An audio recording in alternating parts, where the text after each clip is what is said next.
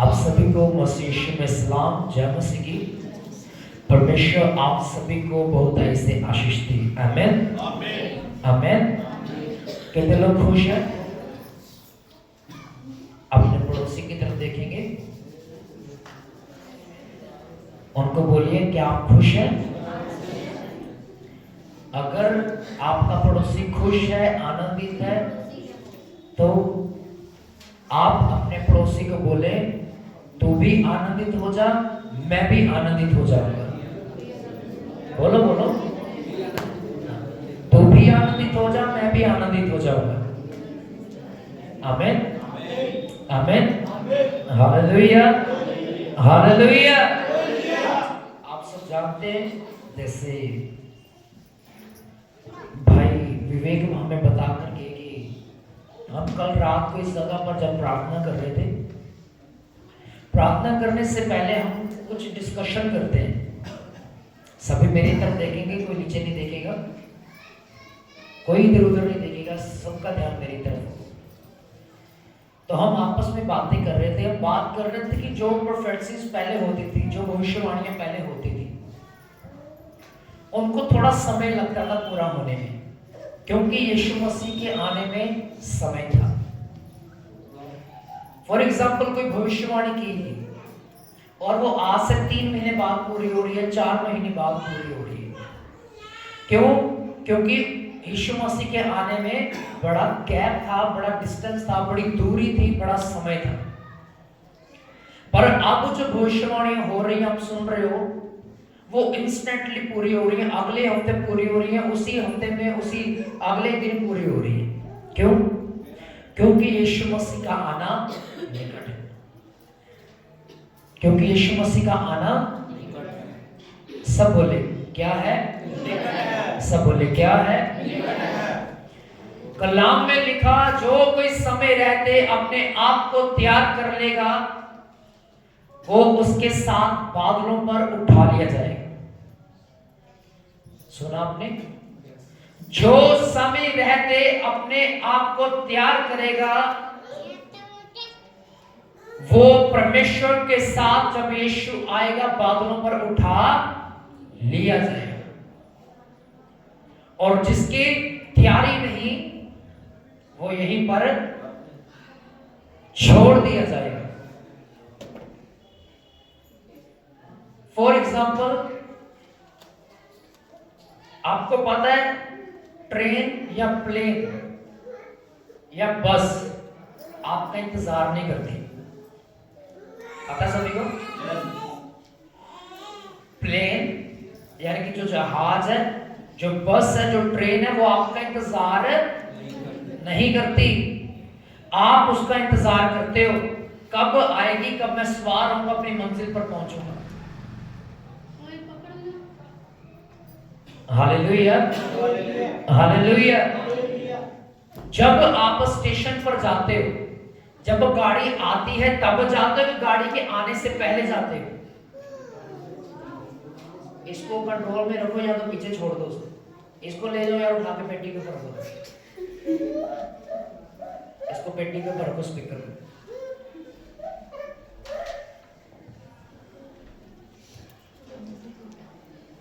ये भी जाएगा। सभी मेरी तरफ देखिए।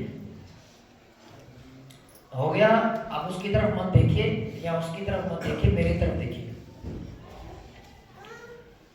जब आपने ट्रेन की या प्लेन की टिकट बुक कर रखी होती है, या मान लो आपने किसी जगह पर जाना है, आप जब गाड़ी आ जाती है तब जाते हो कि गाड़ी के आने से पहले जाते हो? अरे बताओ, आने से पहले जाते हो कि जब ट्रेन चले जाती है फिर आ जाते हो? जब ट्रेन का आने का समय होता है, अगर 9:30 होता है ट्रेन का टाइम, तो हमें कितने बजे पहुंचना होता है? 10-15 मिनट पहले पहुंचना होता है। पर आजकल तो सब कुछ डिजिटल हो गया। आप ट्रेन देख सकते हो कितना लेट है, कितनी जल्दी आएगी, कितना लेट आएगी। हालेलुया। पर यीशु मसीह के आने का कोई समय नहीं है।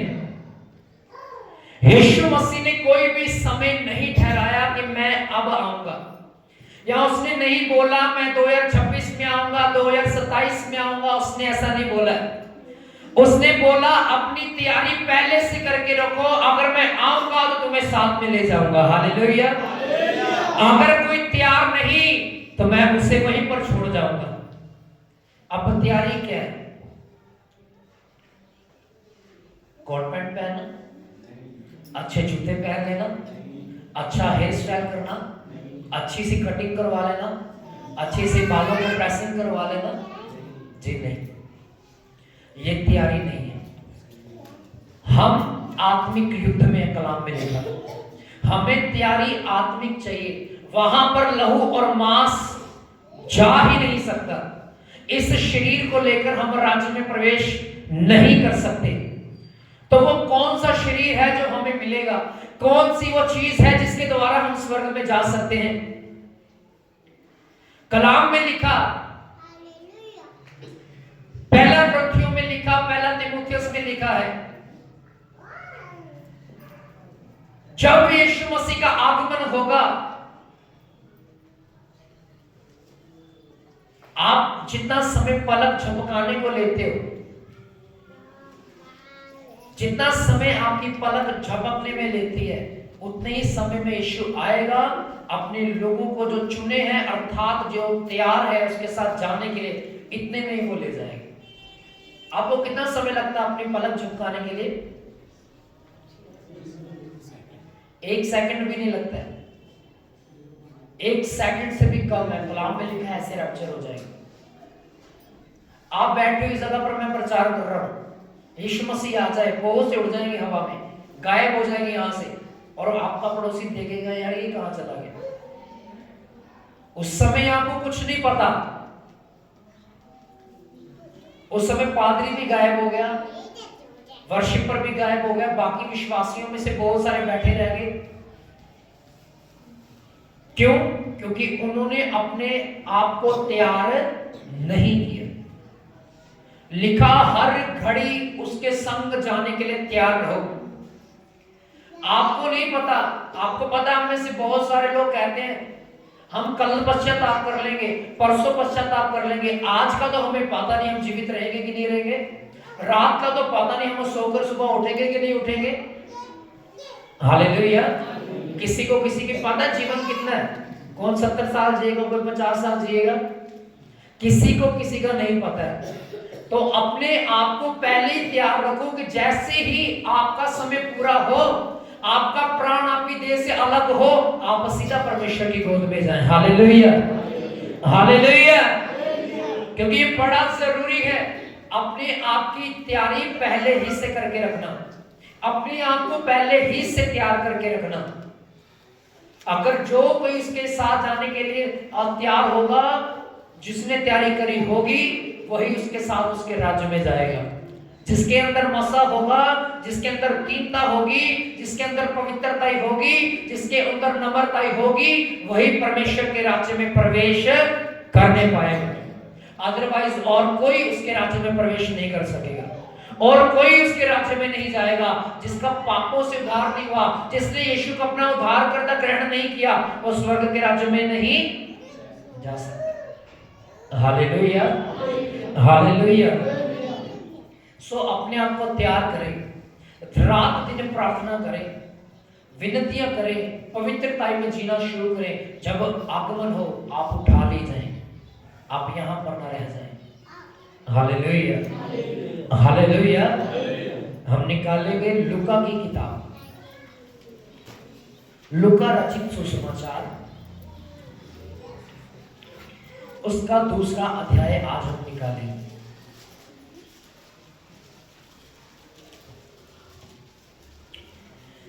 लूका रचित सुसमाचार, उसका 2रा अध्याय। बहुत बार इस वचनों के ऊपर बात हुई है, पर आज परमेश्वर नए तरीके से बात करेंगे। मिलेगा सभी को? जिसको नहीं मिला इट्स ओके, वो ऊपर देखेगा, नीचे नहीं देखेगा कोई भी। सभी मेरी तरफ देखेंगे। आप और मैं परमेश्वर की चुनी हुई कौम है। सुना आपने क्या बोला? आप और मैं परमेश्वर की क्या है? चुनी हुई कौम है, चुनी हुई प्रजा है, चुने हुए लोग हैं। हम इस पृथ्वी पर तो कुछ समय के लिए भेजे गए हैं, पर हमारा सदा काल का जीवन स्वर्ग के राज्य के लिए ठहराया गया है। और कलाम में लिखा, पतरस कहता है कि हम चुनी हुई कौम है, हम राजपदधारियों का समाज है, हम इस संसार से अलग किए गए लोग हैं। हम इस संसार में अगर जीवन व्यतीत करते हैं तो हम इस संसार के होकर रह जाएंगे। अगर हम इस संसार से अलग होकर जीते हैं, परमेश्वर की वाणी के अनुसार जीते हैं, परमेश्वर के वचन के अनुसार जीते हैं, तो स्वर्ग हमारा स्वागत करने के लिए तैयार है। Hallelujah, hallelujah, hallelujah. याद रखें, बड़ा जरूरी है अपने आप को ईश्वरीय जीवन में जीते रहना, या अपने आप को ईश्वरीय जीवन में बनाए रखना। हम एक डिवाइन कॉलिंग के नीचे हैं। डिवाइन कॉलिंग का मतलब हम ईश्वरीय योजनाओं के नीचे काम करते हैं। हमारे ऊपर परमेश्वर की मर्जी है, हमारे ऊपर परमेश्वर की योजना है। अगर हम उस योजना को पूरा नहीं करेंगे तो कलाम कहता है हम परमेश्वर से धोखा करते हैं, और जो परमेश्वर को धोखा देता है वह स्वर्ग के राज्य में प्रवेश नहीं कर सकता। समझ आ रहा है सभी को? हालेलुया। याद रखें, हम ईश्वरीय लोग हैं, हम चुनी हुई कौम है। हमें अपनी बुलाहट पर काम करना है। हमें अपनी बुलाहट पर जिस काम के लिए, जिस मकसद के लिए परमेश्वर ने हमें इस पृथ्वी पर भेजा है, हमें उसके ऊपर काम करना है। अगर हम उसके ऊपर काम नहीं करेंगे, अगर हम वैसा जीवन व्यतीत नहीं करेंगे, तो कलाम में लिखा है हम ईश्वरीयता से हटकर हम श्रापितता में प्रवेश कर जाएंगे। Hallelujah, hallelujah. समझ आ रहा है सभी को? अगर हम परमेश्वर की मर्जी को पूरा नहीं करेंगे, फॉर एग्जाम्पल आप फैक्ट्री में काम करते हो, या आप किसी ऑफिस में काम करते हो, आपके पास 1000 पीस आपके बाऊ ने दे दिया निकालने के लिए, और आप पिछले 7 दिनों से वो 1000 पीस लेकर बैठे हो, तो क्या आपका जो बॉस है वो आपसे खुश होगा कि नाराज होगा? सब बोले क्या होगा? क्यों? जहां 1 दिन का काम है उसे 7 दिन लगा रहे हैं। यही काम आत्मिकता में भी है। हमारा काम है परमेश्वर के राज्य के लिए काम करना। हमारा काम है परमेश्वर की ईश्वरीय योजना को पूरा करना, उसके राज्य को पूरा करना, उसके राज्य में लोगों को लेके आना। हालेलुया। पर हम वो काम नहीं कर रहे। हम प्रार्थना में समय व्यतीत नहीं कर रहे, हम उपवास में समय व्यतीत नहीं कर रहे, हम संगति में नहीं आते हैं, हम वचन नहीं पढ़ते हैं। तो आप भूल जाइए कि परमेश्वर आपसे खुश होगा। Hallelujah, hallelujah. अगर आप अपनी बुलाहट को पूरा नहीं कर रहे हो तो आप मसीहत में भी नहीं चल रहे हो, आप दिखावे का जीवन जी रहे हो। Hallelujah, hallelujah. क्यों यीशु मसीह बचपन ही से इतना सामर्थी था? क्या कारण था यीशु मसीह बचपन से ही इतना सामर्थी था? उसके द्वारा अद्भुत काम होते थे। कलाम में लिखा, एक दिन ऐसा आया जब यीशु मसीह 12 साल का हुआ, तब वह मंदिर अर्थात चर्च में गया यरूशलेम को अपने माता पिता के साथ। उस जगह पर जब वो गए, आराधना करके सब लौट रहे थे, उसके माता पिता को लगा कि शायद यीशु मसीह अन्य यात्रियों के साथ होगा। 1 दिन का सफर पार कर चुके थे, 1 दिन का सफर तय कर चुके थे। जब वो उतरते हैं विश्राम के लिए तो देखते हैं कि यीशु मसीह है ही नहीं। कलाम में लिखा वो उसे ढूंढने लगे पूरे यात्रियों के बीच में कि हमारा बच्चा कहां चला गया।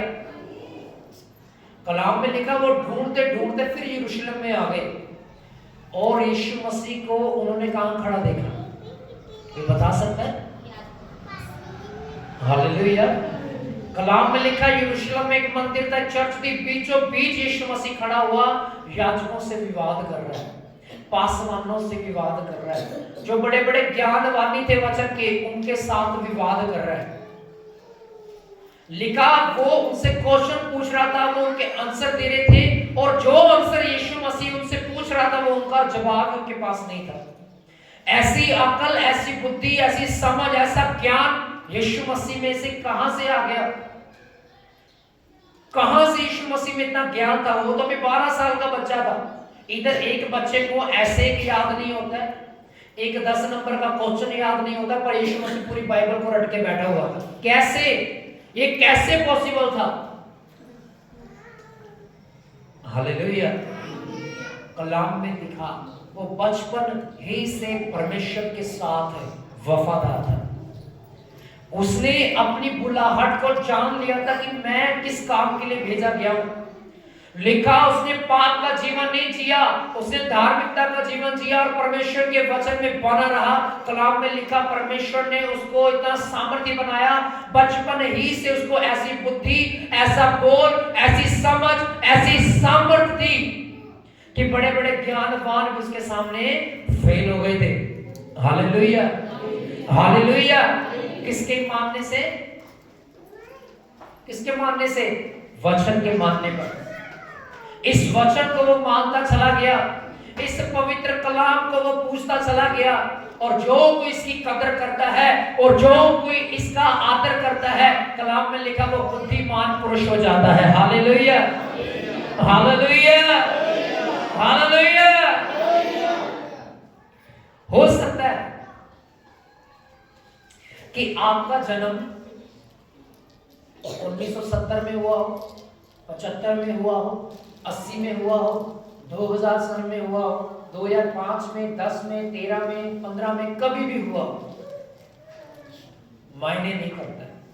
पर जब तक आपका नया जन्म और आत्मिक जन्म नहीं हो जाता, आपका 2000 साल से या 2000 सन में से पैदा हुआ, अर्थात मान लीजिए जैसे मेरा बर्थ है 2000 का, तो मेरा 2000 का बर्थ तब तक व्यर्थ है जब तक मेरा नया जन्म या आत्मिक जन्म नहीं हुआ। जब तक मेरा नया जन्म ना हुआ हो, मेरा ये 25 साल इस पृथ्वी के ऊपर व्यतीत करना भी व्यर्थ है। Hallelujah, hallelujah. अगर मैं आप में से बहुतों को पूछूं कि कितनों का नया जन्म हो गया, बहुत सारे लोग कंफ्यूज हो जाएंगे कि नया जन्म है क्या। ये नया जन्म क्या है? Hallelujah, hallelujah.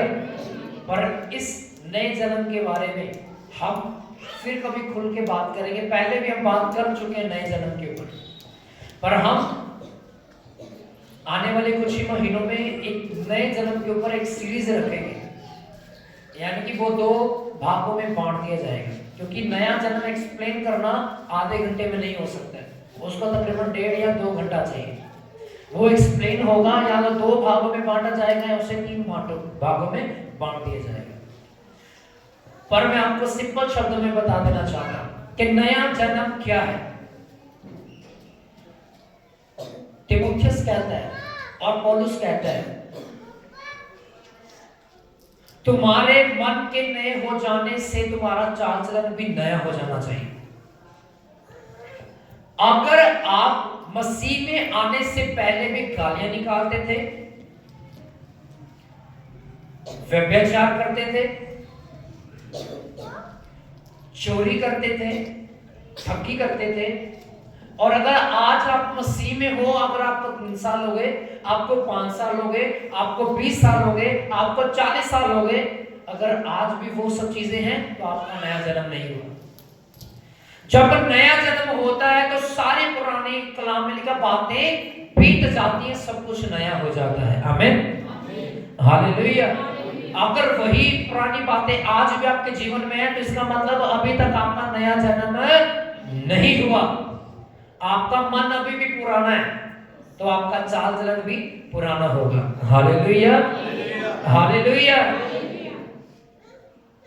कलाम में लिखा जैसे यीशु मसीह वचन के साथ वफादार था,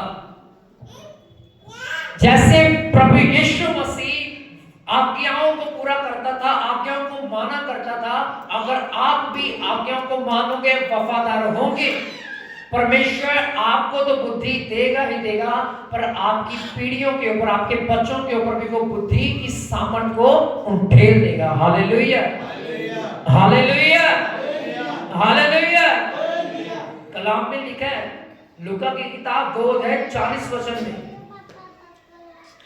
लिखा, बालक बढ़ता और बलवंत होता और बुद्धि से परिपूर्ण होता गया और परमेश्वर का अनुग्रह उस पर था। क्या लिखा? बालक बढ़ता गया। चल नीचे। कलाम में लिखा बालक बढ़ता गया। क्या लिखा है? वो बालक कौन था? सभी बोले कौन था? इसको नीचे ले जाओ, इसको नीचे ले जाओ थोड़ी देर के लिए, वचन सुनने दो लोगों को। चाबी दो उसको, नीचे लेके जाओ। Hallelujah, hallelujah. कलाम में लिखा वो बालक कौन था? सभी बोले कौन था? जुबान है सभी के पास, भाइयों के पास है इधर, तो सभी बोले वो बालक कौन था? सब बोलेंगे कौन था? क्या लिखा? बालक बढ़ता गया। क्या होता गया? बढ़ता गया। दूसरी बात लिखी यीशु मसीह के बारे में, बलवंत होता गया। लिखा पहले बढ़ता गया, फिर बलवंत होता गया, और तीसरी बात बुद्धि से परिपूर्ण होता चला गया। Hallelujah, hallelujah, hallelujah. सबसे महत्वपूर्ण जो चौथी बात, परमेश्वर के अनुग्रह में बढ़ता चला गया, परमेश्वर का अनुग्रह उस पर था। आमीन, आमीन। चार बातें, बढ़ता गया, दूसरी बात बलवंत होता गया, तीसरी बात बुद्धि से परिपूर्ण होता गया, चौथी बात परमेश्वर का अनुग्रह उसके ऊपर था। आमीन, हालेलुया, हालेलुया।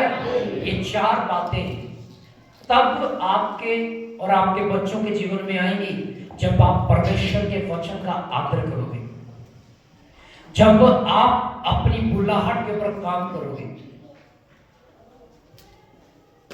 आत्मिकता में या शारीरिकता में बढ़ने के लिए आपको बुद्धि चाहिए, परमेश्वर का अनुग्रह चाहिए, और आपको बल चाहिए परमेश्वर का। ये तीन चीजें जो बड़ी जरूरी हैं, जब तक ये चीजें नहीं है आप बढ़ नहीं सकते।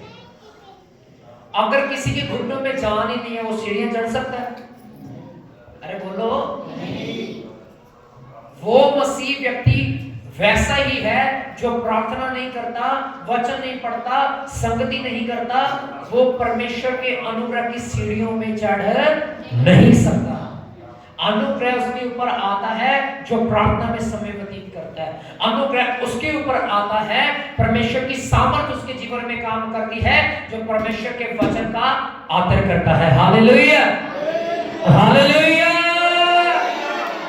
कलाम में लिखा लूका की किताब 2 अध्याय उसके 46 और 47 वचन में लिखा, 3 दिनों के बाद उन्होंने उसे मंदिर में उपदेशकों के बीच बैठे और उनकी सुनते और उनसे प्रश्न करते हुए पाया। जितने उसकी सुन रहे थे वे सब उसकी समझ और उसके उत्तरों से चकित थे। Hallelujah, hallelujah. लिखा यीशु मसीह सवाल जवाब कर रहा है, वाद विवाद कर रहा है, और लिखा जो सबसे बड़ी बात कि उसके उत्तरों से और उसके प्रश्नों से उस जगह पर बैठे बैठे ज्ञानवान बुद्धिमान चकित हो रहे थे, हैरान हो रहे थे। Hallelujah, hallelujah. एक 12 साल का बच्चा इतनी बड़ी किताब को अपने अंदर समा के बैठा है, और इतना ज्ञान उसके अंदर कहां से आया? कलाम में लिखा वो बचपन ही से परमेश्वर के वचन के साथ वफादार था, परमेश्वर का अनुग्रह पर था। वो बलवंत होता चला गया, वो सामर्थ्य होता चला गया, बुद्धिमान होता चला गया। एक ही कारण था उसके पीछे, निरंतर प्रार्थना करना, निरंतर संगति में बने रहना, निरंतर परमेश्वर के वचन को पढ़ना और उसका आदर करना। Hallelujah, hallelujah, hallelujah. इसी के पावन यानी कि 52 वचन में क्या लिखा है? एक और सबसे बड़ी बात, यीशु बुद्धि और डील डोल में और परमेश्वर और मनुष्य के अनुग्रह में बढ़ता चला गया। आमीन, आमीन। लिखा यीशु मसीह बुद्धि में, और डील डोल समझते क्या होता है? डील डोल समझता कोई? डील डोल का मतलब होता है शरीर में बढ़ना, कद काठी में बढ़ना। वो बढ़ता चला गया। और लिखा मनुष्य के और परमेश्वर के अनुग्रह में, दोनों में बढ़ता चला गया। दोनों का अनुग्रह उसके ऊपर होने लगे। बहुत बार ऐसा होता है, हम दुविधाओं में होते हैं, दिक्कतों में होते हैं, बीमारियों में, परेशानियों में होते हैं। हम आजादी की मांग कर रहे होते हैं, पर हमें आजादी मिलती नहीं है। लोग हम पर रहम नहीं करते, तरस नहीं खाते। पर कलाम में लिखा, जो कोई परमेश्वर के वचन का आदर करेगा, परमेश्वर का अनुग्रह तो उसके ऊपर होगा ही होगा, मनुष्य का अनुग्रह भी उसके ऊपर होना शुरू हो जाएगा। Hallelujah, hallelujah. जो लोग आज आपसे मुंह फेर के जाते हैं, वही आपके साथ खड़े होंगे, कंधे से कंधा मिलाकर चलेंगे। Hallelujah, hallelujah. अगर आप परमेश्वर के वचन का आदर करते हैं, परमेश्वर आपका आदर करता है। अगर आप परमेश्वर के वचन का आदर नहीं करेंगे, तो परमेश्वर आपका आदर भी नहीं करेगा। कलाम में लिखा, आकाश पृथ्वी टल जाएगा, पर मेरा कहा हुआ वचन कभी भी ना टलेगा। एक एक बिंदु कलाम में लिखा, जब तक पूरा ना हो जाए, मेरा कलाम टलने वाला नहीं, मेरा कलाम पूरा होने वाला नहीं। अगर एक बिंदु भी बाइबल में लिखा गया ना, पवित्र आत्मा की मदद और सहायता से लिखा गया है। Hallelujah, hallelujah. याद रखें, हम मसीह में अनॉइंटेड है, हम मसीह में ब्लेस्ड है, हम मसीह में कनकर्ड है, डिवर्ड है, हम मसीह में आजाद किए गए लोग हैं, हम मसीह में इफिशिएंट है, फेथफुल है, यूथफुल है, ट्रुथफुल है। Hallelujah, hallelujah. याद रखें, आपको परमेश्वर के वचन का आदर करना है। जब तक आप उसके वचन के साथ कनेक्ट रहोगे, आप परमेश्वर के और मनुष्य के दोनों के अनुग्रह में बढ़ोगे। आमीन, आमीन। जब तक आप परमेश्वर के वचन का आदर करोगे, आपके जीवन में परमेश्वर के वचन की वैल्यू बनी रहेगी। परमेश्वर आपके सिर को ऊंचा करता चला जाएगा। आमीन, हालेलुया, हालेलुया।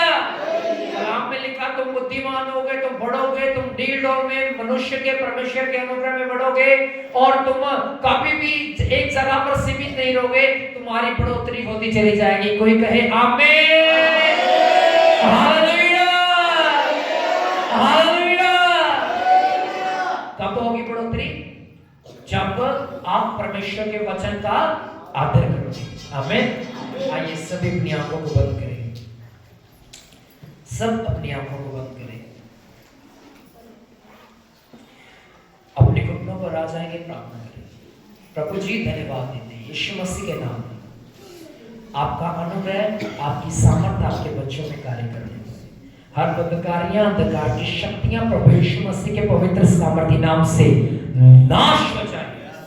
तेरा आत्मा मेरे प्रभु जी तेरे बच्चों में कार्य करने वाले, और खुदावंद यहोवा जी, इस वचन के द्वारा खुदावंद इन्हें खुदा नए रस्तों में मेरे पिता परमेश्वर आप ले चलिए, पवित्रता के मार्ग पे ले चलिए।